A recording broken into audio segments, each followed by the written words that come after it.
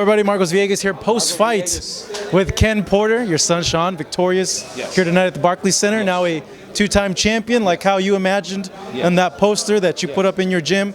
Overall, what'd you make of Shawn's performance here tonight and how he fought? Let me say this on Danny Garcia's behalf, great fighter, and him and Shawn had a great fight.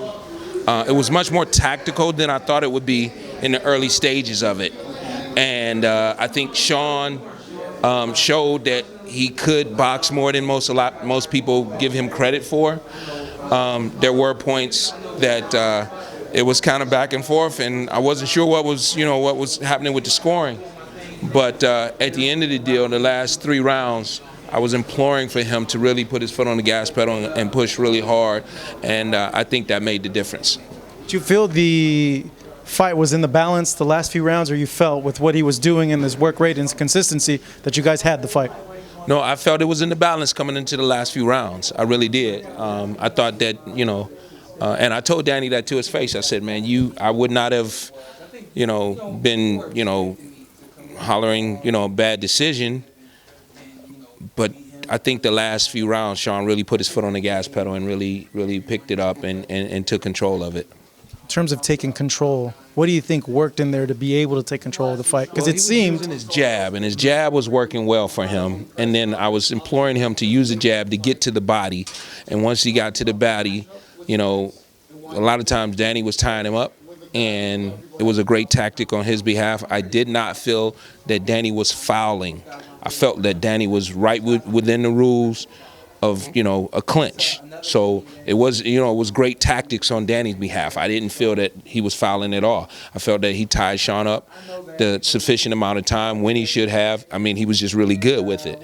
So I think that Shawn's jab was making a difference, and him being able to jab his way in there, and then him at some point just saying, I'm going after it, and he went after it.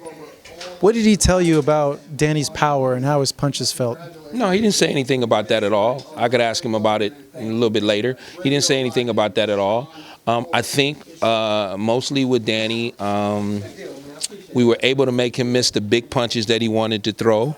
And so because we were able to do that, and what we were doing was we were using feints to try to get him to throw the big punch so that we could see it coming. And a lot of times we were able to do that. And when he was able to do that, some of the time he was able to counter.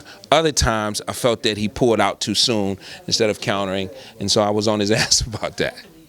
For you, how good does it feel to have seen this years before and see it now come to fruition?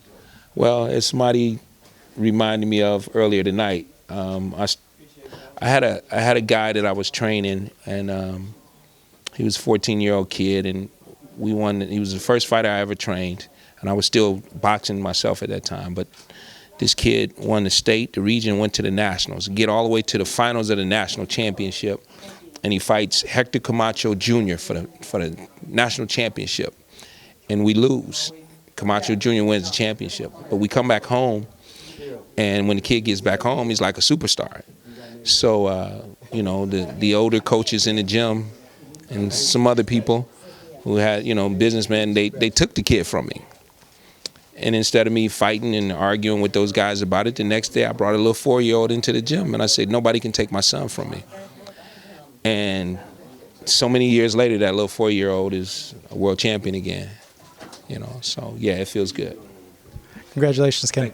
Thank you.